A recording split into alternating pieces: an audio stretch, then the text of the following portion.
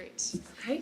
Hi, everyone. My name is Kayla Blomquist. I'm going to be the moderator for our Geopolitics and AI panel. We have a really exciting group with us today, and we need to be very grateful to our last-minute substitute right here for one of our other panelists that could not join us. So my name is Kayla. I am currently the co-founder and director of the Oxford China Policy Lab, and I am also mid-DPhil, which is Oxford Speak for PhD at the Oxford Internet Institute. And my area of focus is US-China AI competition, which we will definitely discuss today, but not in its entirety. So I'll hand it off to my panelists to introduce themselves. Keegan, would you go ahead? Yeah, hi everybody. Didn't know I was going to be on this panel until about 2 minutes ago, but really looking forward to participating. I'm a lecturer in AI government and policy at the Oxford Internet Institute, and I'm also a senior adjunct fellow at the Center for New American Security in Technology and National Security out of Washington, D.C. And also work a lot with Kayla on her thesis related to US and China AI competition. Hello everyone, my name is Jakob Mökander. I'm Director of Science and Technology Policy at the Tony Blair Institute. For those of you who don't know the Tony Blair Institute, it's a global political advisory, and we're serving roughly 40-odd countries across the world on strategy and policy. So we come from this angle of geopolitics and trying to help governments, especially in the global south. For me, coming here is a bit like coming back home. I did my DPhil or PhD at the Oxford Internet Institute, so left here a few years back, and I'm very happy to be back. Hi, I'm Sam Daws. I'm Senior Advisor to the Oxford Martin AI Governance Initiative and a founder of a new initiative called Multilateral AI, which brings together diplomats and AI experts on geopolitics, diplomacy, sustainable AI and intercultural AI. My background is one-trick pony, 35 years in multilateral roles. I was first officer to UN Secretary General Kofi Annan and later worked for the British Foreign Office in the multilateral division, and then worked for the Prime Minister in the UK Cabinet Office on the UN panel on the creation of the Sustainable Development Goals. Great. Hi, I'm Lourie. I am currently a consultant on emerging tech issues, but previously I spent most of my career in the US government at the White House, leaving about 2 years ago, working on the foreign investments in US technology, export controls, Chips and Science Act, and AUKUS, which might be of interest to this audience. And before that, I was a lawyer for the Pentagon with a couple of deployments, including to Silicon Valley. So worked with a lot of emerging tech companies. So I'm really excited for this conversation because US-China tech competition is, I've been sort of surprised how little discussion there has been so far. So I hope this panel will be able to address it. Mm-hmm. Definitely. And so given that that's how I spend pretty much all of my waking hours thinking, we'll start with that and not create the elephant in the room of US-China competition is something that we see plastered across media left and right. There is a lot of hype about it, but some of it is very much grounded in real security concerns, real competitive dynamics that might intensify over time.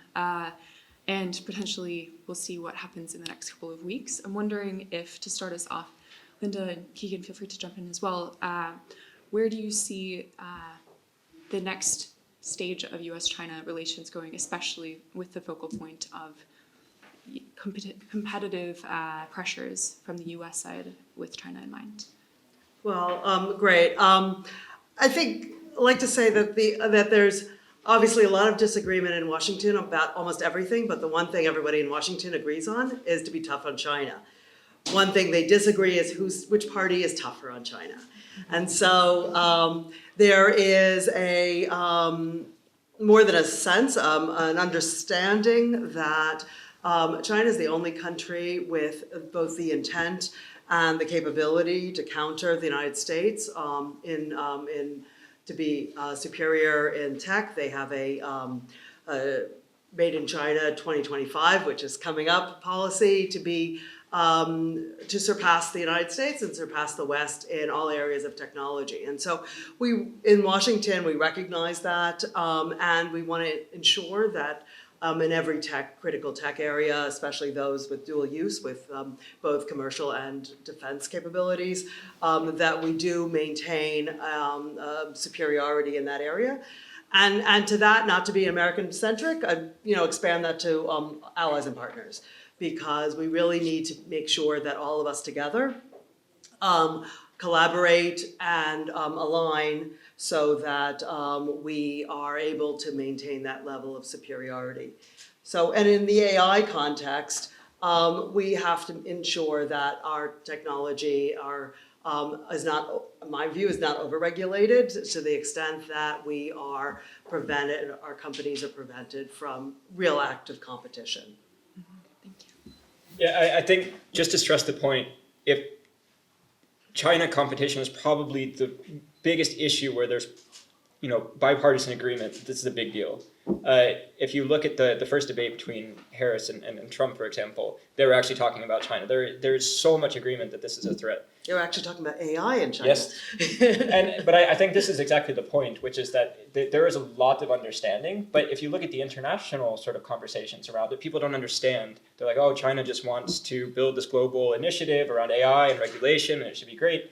And okay, we can think that. But on the other hand, if you look at what's actually happening, there's ongoing cyber attacks and militarization and working to infiltrate cutting-edge AI companies in the U.S. So words are saying one thing, actions are saying another, and this gets the national security community sort of up in arms, saying, how can we actually work together if you're doing all of these things? And there's certainly some of that going on the American side as well. But I think that the bigger issue here is that China got caught off guard in the 90s with the launch of the internet. And what happened was the US was able to build the infrastructure, and as a result has pretty much maintained a dominant technological position over much of the world's digital infrastructure today. China is not the same China today as it was in the 1990s. They are an absolute technological powerhouse. They have agency, they are very competent, and they don't want to make the same mistakes as they did in the past. And so what they see happening now is the future of the digital world being developed either through infrastructure, through standards, for international agreements, and they're not going down without the fight. So they're building infrastructure. They're going to the global south and building compute. They're trying to shore up international agreements with their worldview. They're trying to discuss about why the sort of Western liberal aligned countries aren't able to lead in the sort of new and emerging world. And I think this is what's really going on behind the scenes, is that new infrastructure is being built, the future of the digital world is being built, and now, unlike in the 1990s, you have two countries that are very capable of offering different visions for this. And as a result, sort of third countries are being drawn in as new battlegrounds in a way. Given this focus on AI, and as we've discussed so far in the conference, and everyone here will understand, of AI is such a multifaceted technology with so many different potential applications and forms it will take. With that, within the US-China competition space around AI, a lot of these concerns come down to the dual-use nature of AI, so civilian and military applications. But this too is a pretty slippery topic at times. Wondering if anyone here can speak to what are some of the core concerns there, and then what are the actions or policy tools that states are taking, can take to address those?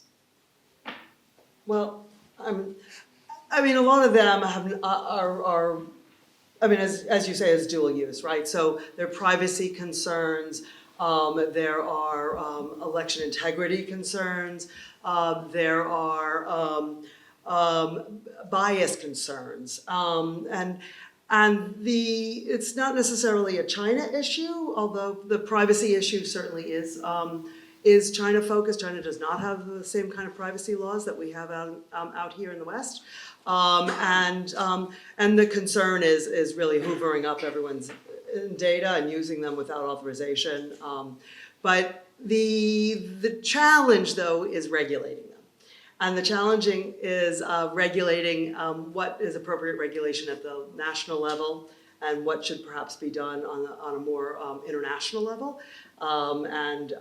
We see some of these elements at the G7, the OECD. They're starting to come up with these groupings, but in my view, we have to have a much broader grouping along the lines of sort of a UN organization, or I liken this to, for those of you who remember the early days of the internet, where there was no real order for the top level domain names of the .coms, right? It was who gets to name their website. And there was developed by the US government at the Commerce Department, ICANN, the International Corporation for Assigned Names and Numbers. And that set down principles that have really continued to guide the internet. And that's since been spun off. It's now a private organization. But I would like to see something like that in the AI space. That sounds rules of the road, not just in the EU and not just in the G7 and not just in the UK, but across the board. And I don't know, Sam, you want to pick up from that? Yeah, maybe I will later part of that. Definitely. Great, thank you. And I'm wondering if our other two panelists can speak to what is the role that third countries are playing, whether actively or on the receiving end of these US-China competitive dynamics, whether that's the UK or Global South countries and beyond. Would you like to say? Shall I say something? Yeah, I could say something about UAE and Saudi Arabia because we see them in the news all the time as a casualty or a bridge or a middle person in between the US and China. So for G42 to receive funding from Microsoft, it had to divest from Chinese interests. Saudi Arabia, investing 40 billion in AI, was very careful to bring in Grok. Using Samsung technologies, so there's acute sensitivity to the export controls and to the general alignment around these. But those countries are not just Western-facing; they're also members of BRICS Plus, investors in the Belt and Road Initiative, have good relations with China. They, like Singapore and others, want to maintain that role as a bridge, which I think is likely to make them significant in this ecosystem. But as well as being part of the geopolitical context, I think they're significant in their own right because of the innovation that they're bringing in. I mean, UAE is attracting talent from Indonesia, Europe, Israel, and other places to really build up their high caliber AI capacities. And with Falcon, in 4 Arabic dialects, they can reach in a cultural way a constituency that are not necessarily reached in the same way with LLMs built from the ground up in English. So I think you are going to see that kind of cultural, strategic cultural dimension as well come up. So building on that, and especially looking at what we can call maybe developing world countries who are in between these two main blocks that we have been discussing, we come from a slightly different angles. When we are working with political leaders in the Global South, their first question is how do we use AI technologies and how can we use them to digitalize public sector services or to spur growth or to, it's often talked about in leapfrogging capabilities, not going through all the steps of industrialization that's happening in the West. And in this context, the geopolitics of it is actually one of several roadblocks they are facing. So one other roadblock might be capital access, another can be energy system, one could be stability in the region. But really just accessing the right chips and the compute infrastructure can be a roadblock both because of export controls, but also because of the political alliances. It's almost like when you're purchasing, let's say, fighter jets, it's less of a security to buy the fighter jets itself, it's more who are you buying it from and what kind of security guarantees do you get from being part of that technological alliance. So what I'm trying to say is if we flip the script and think of this less from a Western or a US perspective, but more from the South, then this becomes one of these roadblocks or bottlenecks that you need to navigate in order to get the good out of AI that you want in order to deliver on your agenda, whatever that is in the local context. I should say two more things that related to the previous discussion about even how to view, I think, AI and geopolitics. We have now focused in on the supply chains and the exports of AI. But there are also other things such as the change in offensive and defensive capabilities. And here I think it's very clear that we have a handful of countries on the planet that have outsized competitive advantages here and even more so perhaps in the pre-digital space when it comes to information gathering. And that also goes for Europe, who is lagging behind and who finding itself in another negotiating power position. And then perhaps the third one, if we take the geopolitics and the offensive defensive capabilities, is really the industrial policy element of it. And here what we are trying to do, especially with our governments in the local side, is to find broader coalitions of multilateralism, and I think this ties to your point also, where even if we want to build a growth in Europe or US, we would benefit from having a bigger pie in which that trade happens and in which money and technology and people can flow more freely than it does today. Let's dive actually into the multilateral collaborations, whether that's within the context of U.S. and Western bloc countries with consideration to competition with China, or with different countries coming together to try and represent their needs and interests better, even trying to counteract some of those competitive dynamics. Sam, I wonder if you would want to start us off. Sure, I could say something about UN and sort of minilateral initiatives, perhaps. Antonio Guterres, UN Secretary General, is the first SG with a science and engineering background, and he's really tried to make this a big part of his legacy. And we have seen surprisingly positive cooperation at the UN between China and the West. In March, the US put forward a resolution in the General Assembly on safe, secure and trustworthy AI, and China was a co-sponsor. In return, China, in July of this year, put forward a resolution on AI capacity building, and the United States was a co-sponsor. Both resolutions passed by consensus. You've seen a lot of cooperation around AI for good through the ITU and through the principles on ethical AI through UNESCO. You've seen, I think, probably an expanding role for the multi-stakeholder Internet Governance Forum, more into AI. The conference in Riyadh for this December will probably cement that, and that's sort of perhaps the equivalent of ICANN, a good example that Linda gave. You've seen progress, but a huge amount of geopolitics in standard setting. At the moment in India, ongoing, the ITU is meeting with ISO, IEEE, IEC, other standard setting agencies, partly to look at digital standard setting, and there has been progress in AI standards, a couple out and many in the works. And lastly, on the UN side, the Summit of the Future agreed a global digital compact, and along with the recommendations from the Secretary General's high-level advisory board on AI around scientific cooperation, capacity building, policy dialogue, and a standards exchange, I think you see a pathway for the UN to continue to create more legitimacy, and particularly bringing in smaller countries.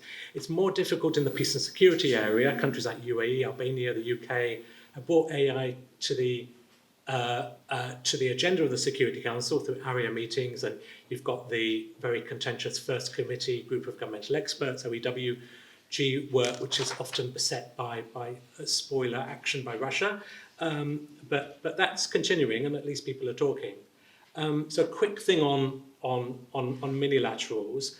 Regional organisations that you would think would follow the EU's lead have actually been quite slow, both in Latin America, the African Union, and ASEAN.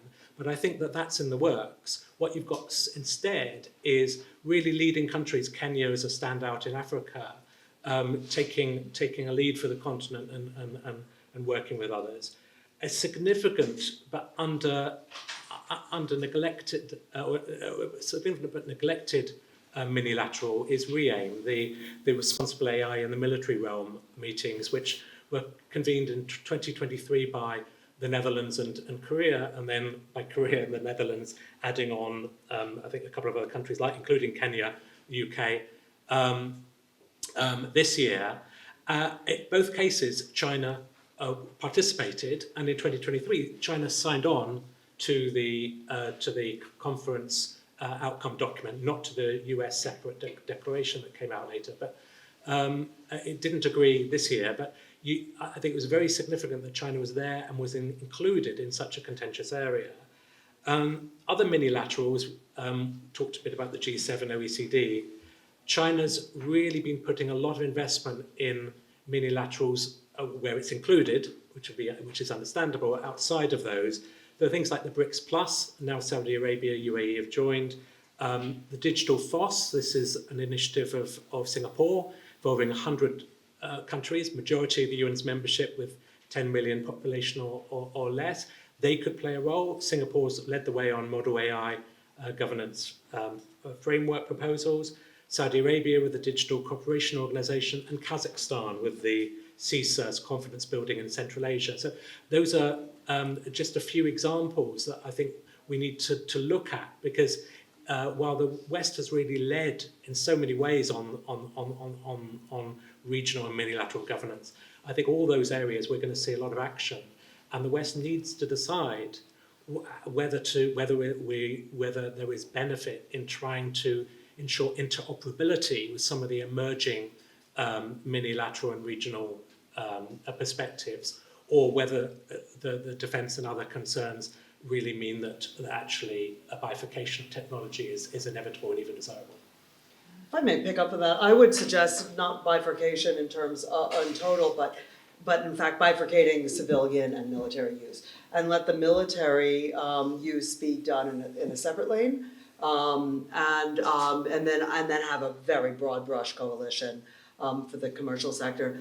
But before doing that, I think we really need to have a stock taking of what the existing laws are that cover anything, any consumer protection, any election fraud, any misrepresentation or privacy laws, because I think there's a lot already on our books that can be applied to AI that doesn't need to have AI in the title. Yep. And I think there's a risk of jumping into slapping AI, having a new law that says AI consumer protection or AI election fraud, and finding ourselves tripping over ourselves, over-regulating, causing confusion when there's a lot we can already use against misuse of AI currently on the books. And that I recommend, I don't think we've done enough of that before some of these larger projects and before we do more international, multilateral exercises. Yeah. If I may very quickly just put back, so this is an area where I agree with you in theory that actually most good AI regulation doesn't need to have the name AI in it at all. We can just see what is it we want to achieve and how is it changing. But in an ecosystem where the labs and other technology providers are pushing the novelty aspect a lot, we're also in an environment whereby that is the public perception that this is something radically new and so on. So I think we all who are working with policy making, with understanding and educating what the technology is, also then have a responsibility of putting these changes in a historical context and understanding that what we're really talking about is to represent and solve problems computationally, and that has been done a very long time with automated decision making, with expert systems, with statistical processing, and especially when it comes to things like privacy, bias, fairness. This is stuff that institutions and bureaucracies work with all the time, and this is in many ways one way of making those decision making processes more measurable and transparent, and also with a greater possibility to intervene than was the case with human bureaucrats and so on. So I agree with that, but I just think that that really comes from this also narrative that is partly pushed by the private sector. So if we end up with an overregulation, the private sector is also partly to blame for that through that narrative of novelty. No, I just want to agree. I think the UK kind of has it right with this pro-innovation approach to the regulation of AI, taking a more sector-specific, use case-oriented approach to regulation. It's absolutely the case that organizations here, like the CMA, like the ICO, are capable of dealing with AI, and they're already doing great work in this space. Similarly, in the US, you have the FCC, the FTC. These are all organizations that know their respective areas, whether that's telecommunications policy or consumer rights. You don't need a new central AI regulator who's coming in and then has to be an expert on AI and consumer law, AI and telecommunications. You just end up with repetition. Regulators themselves will tell you they don't like this, and the regulatory burden almost certainly won't make a lot of sense in the long run. My guess is that's where we end up. Obviously, the EU is offering a different approach, but we'll see how that plays out in practice. So far, it doesn't look that great, to be honest. In thinking about regulation, whether at the national or international level, there are different, pros and cons and restrictions faced by each level, especially at the international level, like what would constitute a legitimate international governing body. Curious any of your takes on what are some of the most promising fora at the international level, even if it's at a mini-lateral level. What should we be paying attention to more so than we are in terms of promising forms of collaboration on the regulatory front? I think one thing that's very, very I'm not the biggest believer in the AI safety stuff, but what I will say is if anybody's thinking about it, I think it makes sense for the government to do it. But if they're going to be doing that, I think it's absolutely important that it's objective, it's science-based, and I think this is where you'll start to see the most sort of competition and potential for agreement is when you have these institutions who are working on sort of the cutting edge of measurement science and standard development, and you can come together and say, okay, scientifically, we all agree that actually this is the best practice. And when you start to remove the politics and the competition, there's probably some room for agreement and for cooperation in this space. But on the bigger things, I mean, look at GPAI, which is supposed to be a sort of model for international AI regulation. China was excluded by default, like by design. And you're going to see this all over the place if you have any sort of hint of politicization or subjectivity involved. Well, and I would like to hear your answer on this. The only thing I would just say to Keegan is that if you speak AI safety in a US context, the line is very thin between people who are concerned about existential risk to humanity and people who are concerned about US losing out in an economic race against China. Those are often almost conflated into one problem space that is called AI safety. But Yeah. No, I think it's spot on. I mean, the work that's been done on AI safety with the UK really in the lead from Bletchley onwards and then Korea and France is brilliant and is essential. But if we expect developing countries to come on board and set up safety institutes aligned with ours, without recognizing that their vision of AI safety and security will be different, I think it will not succeed. So we've got the existential risks. We've got the existing risks of bias, discrimination, privacy, deepfakes, selection interference, which developing countries are genuinely concerned about. And we've got the exclusion risks, if we can continue with the letter E, which is really a risk, I think, that governance becomes something that's largely agreed among the global north with other kind of major countries feeding in like China, but it isn't embedded in the needs of the global south. And that matters both for AI safety down the road, because we saw with terrorism in places like Somalia and Afghanistan, if you have places which are unregulated, then people with bad intent, whether it's terrorists, whether it's organized crime, whether it's bad state actors, will gather there. So I think we need to incentivize AI safety in the global south, and that's either through expanding AI safety to include the areas I talked about, particularly the exclusion risk. And we can't just say we'll give you some compute capacity without looking at the entire pyramid. So we need ICT infrastructure, we need broadband connectivity, and we need talent. And you need all of those things in place before then we can offer to have a compute offering. So I think it's quite complex, but I think we need to get better, and not just because China's investing hugely in trying to ensure that Chinese standards are rolled out across Africa, Asia, Latin America, and the Pacific, but for the resilience of global AI going forward. We need buy-in, and I think we will benefit from the different cultural inputs which talk about what a good life looks like. Because ultimately, the data of the internet on which our current models are scraped only encapsulated some of human wisdom. It almost entirely excludes indigenous people who have a very low, by definition, digital footprint. But also there's huge wisdom, whether it's Confucianism or Islamic philosophy and history, and other kind of thought, and different cultural perspectives imbued through language, but also culture in the wider sense, storytelling, with the humanities, with poetry. All of those things need to, I think, feed in if AI is really going to be as useful as possible to really fulfill what humanity can become. And so I think we need conversations not about who we work with, but also around the nature of data as well as the quality of data.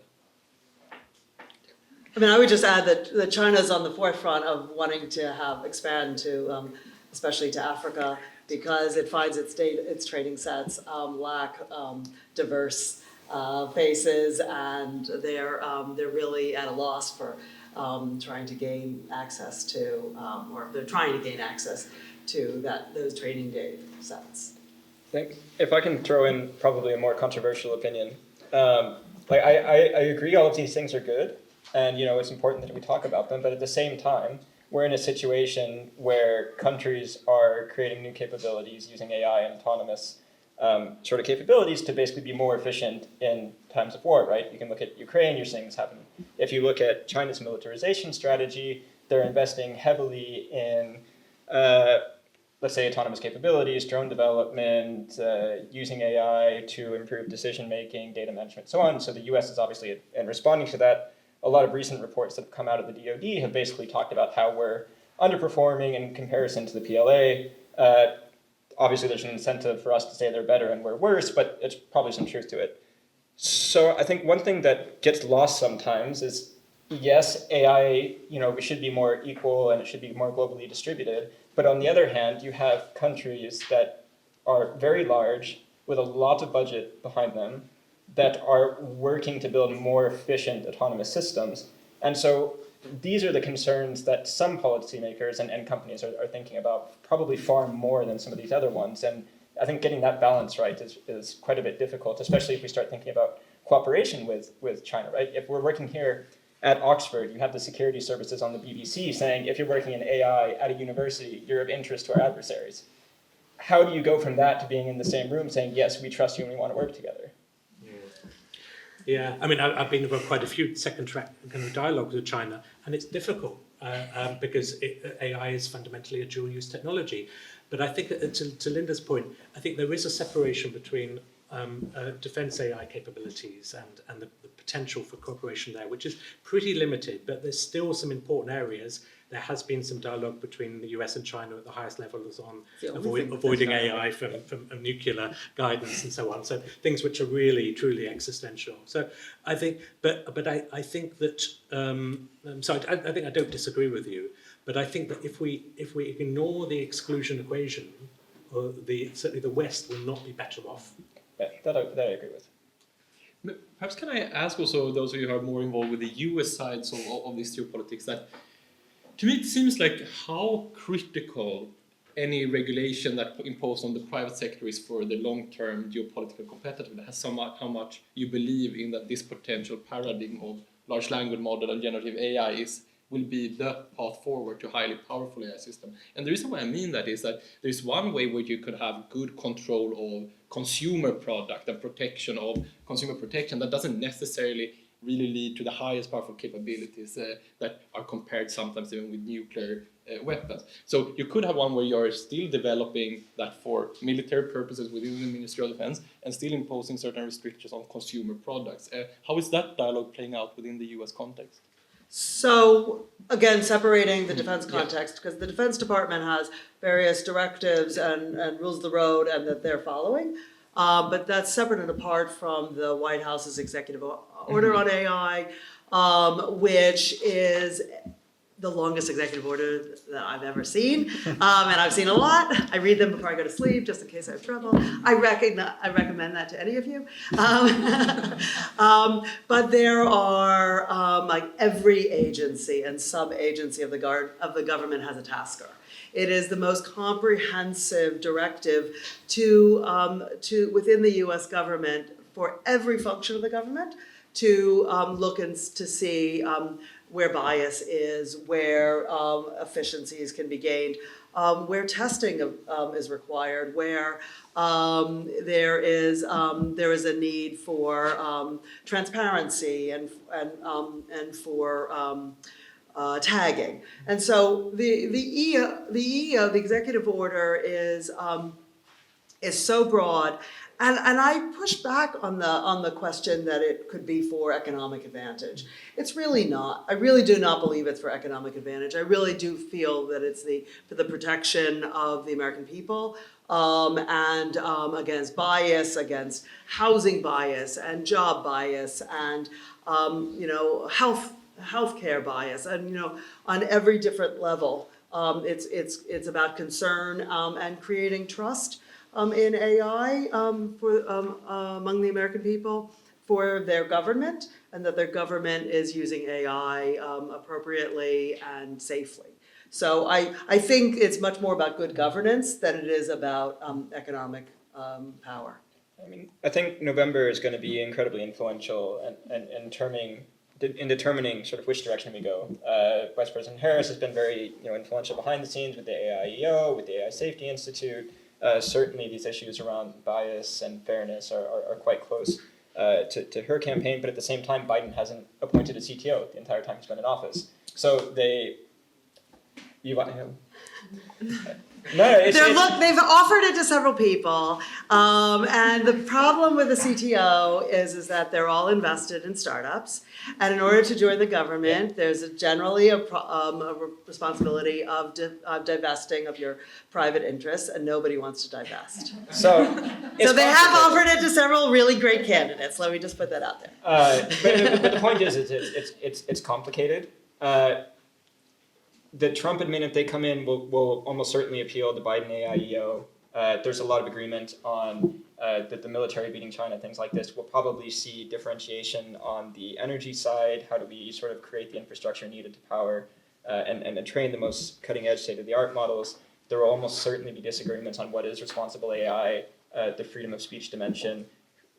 Basically, how is the federal government going to tell me what my AI can or cannot generate, these sorts of things. Getting back to the sort of core of the question, obviously there are people who just don't want any regulation whatsoever, and in a way that's very unique to a large part of the US. But there is also a lot of agreement that regulation can drive innovation and provides the necessary stability to make investments and things like that. I think what's really key to this debate is that the need or the motivation behind the regulation is quite different in Europe and the US than it is to, for example, China. So China has a ton of regulation when it comes to AI. But the reason behind it is because they want to be the world digital superpower and the AI superpower by 2030, 2035. So they're investing large amounts of resources, they're developing regulatory regimes that are intended to help them use AI domestically and export it abroad internationally. If you look at how we're talking about regulation in the US and the EU, it's AI is scary, we need to make sure it's very hard to use it because it might be biased against me. So they're saying we want to be the best. We're saying the same thing, but we're trying to make it harder for our and this is where a lot of the sort of confrontation comes in. You found the blueprint for pro-innovation approach to regulation. This is just where the debate is happening in this space. Yeah, no, I agree fully. So we have been talking a lot about the geopolitics, but just to infuse also one data point, one of the things that we are doing at the Tony Blair Institute annually is that we gather first-hand data on new compute investments, so how different countries are investing in their national compute capacity. And just to give you one sense of proportion, if we exclude China, because to be fair, we couldn't reliably find data, so exclude China, that means that more investments are done into new compute capacity in the US than the rest of the world combined in 2024, 2025. And that just to set it in perspective, the enormous power difference between the US and the center of the AI development and economy, and then Europe, Africa, Asia, and South America combined. I just wanted to put those sort of proportions out there. If I can just say one thing, I think this is a really important time to say that the US at the moment has the lead, but it's not necessarily making the right decisions to keep that lead. Mm-hmm. And just having the biggest AI doesn't necessarily mean that you're always going to be the leader in this. So if we think about going back to the sort of like geopolitical competition side of this, China can go to a country and say, actually, here's how you use AI on the ground. We'll send retired policemen to help you update your laws. We'll help you put the infrastructure in. We'll send you engineers. The US might come and give you a lecture. Yep. And I think this is, the US and the West, to be honest, has to have a conversation and a little bit of a, more self-awareness of what are they actually bringing when it comes to, for example, AI. We're talking about digitalization, public sector services. The US is not doing that great when it comes to digitalization inside the public sector, especially when it comes to AI. China is. And so when countries are looking for examples of how they can do it, they're not coming to us. And I think this is, if we want to remain sort of influential in the longer term, this is where we could devote a lot of effort, which is what are we trying to sell to the world? What is the model we're actually bringing? That's not just we have big model. You know who's really good with digitization of public sector? Ukraine. Yes. And Estonia. Yeah. They're two of the leaders. Ukraine, you can, if your house is hit by a Russian bomb, there's an app, you go in there and you say, my house was hit, and you get a payment in your bank account almost immediately. It's an extraordinary use, and yes, the United States is not good. So I lived in Estonia the last 10 years, and we'll have a paper coming out in the near future in November that talks about, this going back to the Ukraine thing, which is how could you run the state digitally without having your physical territory, because all of these technologies actually exist at the moment. So there's a lot of really cool things that are happening, and the US is really behind, and that's probably dangerous in the long run. To start to close this out before we move to Q&A, I really appreciate how everyone was able to draw out some of the core tensions in this space, geopolitically when it comes to efforts towards cooperation and coordination. Often there are different pockets of competition that still emerge within those efforts, whether that's standard-setting bodies or even, for example, China's Belt and Road Initiative, Digital Silk Road, of bringing some of these technologies to more developing countries. Still, these competitive elements emerge, so thank you all for your thoughts on that. And then also on the core question of if we are competing on anything, really what are we competing on, and how can we make sure we answer that question in ways that actually improves the public good, however we broadly define that. So thank you all. Welcoming any closing thoughts before we move to Q&A. So two words we haven't really heard, actually we did downstairs, data centers. So data centers are what power AI. They take up a lot of energy, and they need to be large. They need to be in areas that they're sort of drawn to areas that are less regulated. And so in the United States, there's a debate about domestic data centers. Is it better to be self-sufficient, or is it better to bring allies and partners in and place them abroad? Malaysia has become a tremendous hub for data centers. I know Microsoft and ByteDance have put in major investments there. UAE, as Sam mentioned, is also a site. So that's an important conversation to be had. And then of course, what's running the data centers? You require rare earths. You require, and that ties back into China. And then we want to look at alternative sources. Like recycling rare earths and magnets for that purpose. So there's a whole ecosystem behind these questions about AI governance that have to be resolved to directly feed into this AI revolution. Yeah, I could almost build on that as a brilliant intro from me. I'm chairing a panel tomorrow on the environmental dimensions of AI, and there we'll cover both the amazing positive things that AI can do in efficiency and new materials research and digital twins with atmospheric modeling, but also the massive energy use. It uses 4 times as much water as Denmark, as much electricity as Argentina, and data centers have increased from 500,000 in 2012 to 8 million today. And the focus so far has been on energy use for testing and training, but actually the explosion is going to be energy use from inference. And that's only going to deepen with multimodal AI and agentic AI. So it's a really exciting challenge, but it's a major one. And the UN Environmental Programme has suggested 3 things are key. One, look at the full life cycle of AI hardware, software, and data, including efficiencies there. Have standardization of how you audit, how you measure the environmental impact along the lines of the World Resources Institute global greenhouse gas protocols, perhaps. And ensure that all new data centers are powered by renewables, but new renewables, so not reliant on buying some bogus certificate from somebody else. Yes. I think it seems to be 2 points that I think we can find somewhat broad agreement on after this also conversation. The first is that even though complete global harmonization around AI governance is probably not possible and maybe not even desirable, there might be a core set of principles underlying that can allow for some form of mutual recognition or more interoperability between systems, especially in the non-military realm.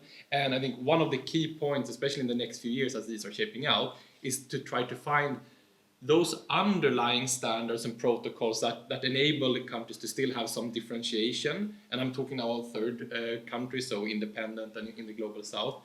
And this, I think, is not only important from an AI safety perspective, but also if we care about an open economy, trade, and growth in these countries. So that's number one. The second has way more to do with the institutional structure around this, and I think right now we haven't found a good model for it or where that will sit. And maybe the output there is actually, just like we don't need one law that should be the AI Act or that AI law that governs everything. Maybe we don't need one home in an international institution that is governing all of this, but more to see how are our multilateral forum working right now for technology transfer and trade, innovation standard setting. And then we could see that these have always been forum for geopolitical control. Take, for example, the European Union, where Germany is often pro-free trade, but have a very strong say about what standards are being set in there. So that is competition happening, but within those institutions. So I both think that we should be ambitious and aim for certain level of mutual recognition and interoperability, while still allowing this to be played out in multiple institutions instead of trying to find this world governance that will solve the problem of AI competition.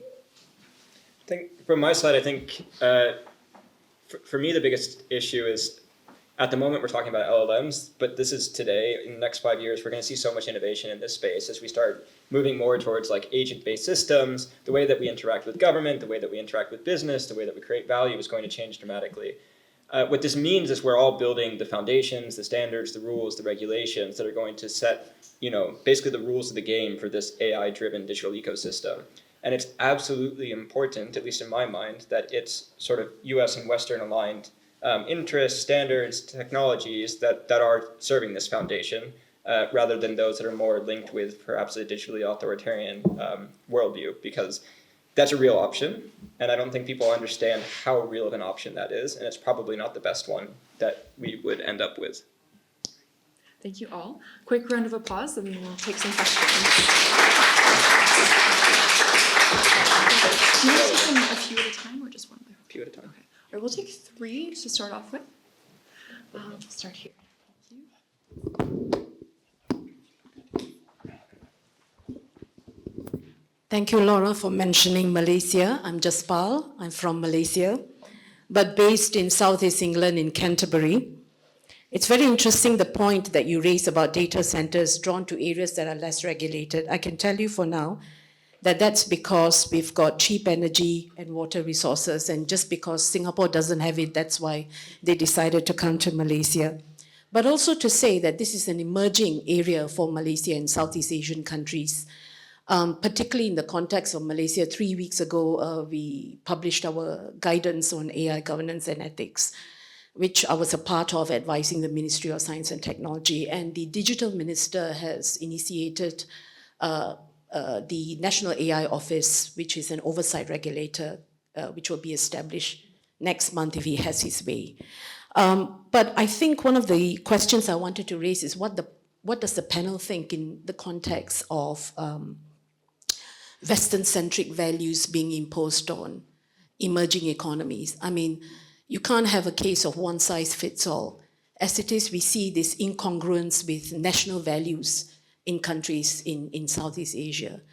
And I think when the EU AI Act roadshow came around to Southeast Asia, I think our response was, we'll wait and see. We'll see how your system works, and then we'll see whether it works for us. And I think with a lot of emerging economies, middle income and low income countries, the cost is really about what is the cost around operationalizing these sort of governance structures. I think that's our concern. And just some thoughts perhaps on that. Thank you.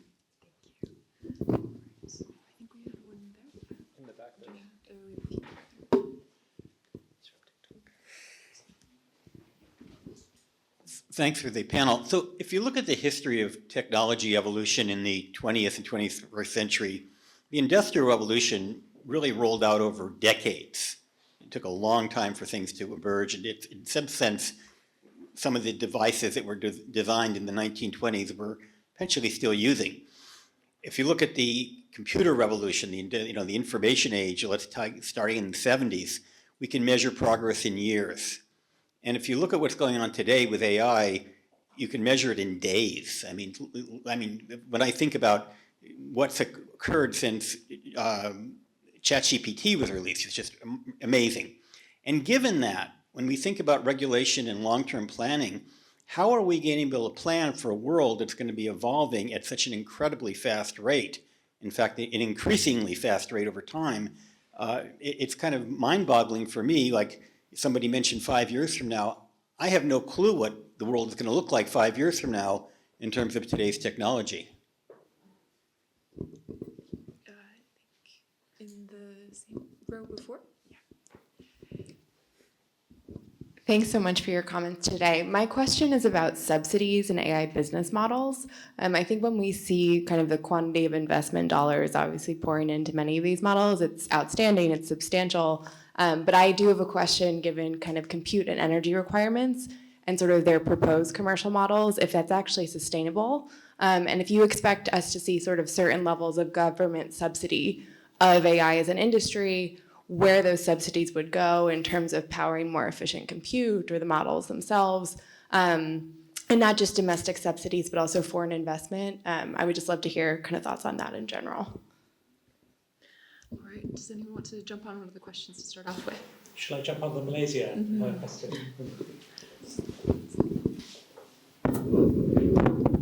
Thanks.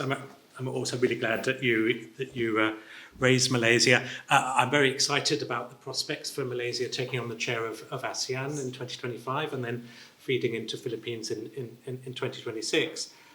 But because I think Malaysia, you've seen a huge amount of investment in AI coming from Taiwan. People are looking to kind of friendshore and diversify their location, and also because of your talent base. I know it's hard sometimes to bring in different aspects of AirTem, but you've got a very talented workforce.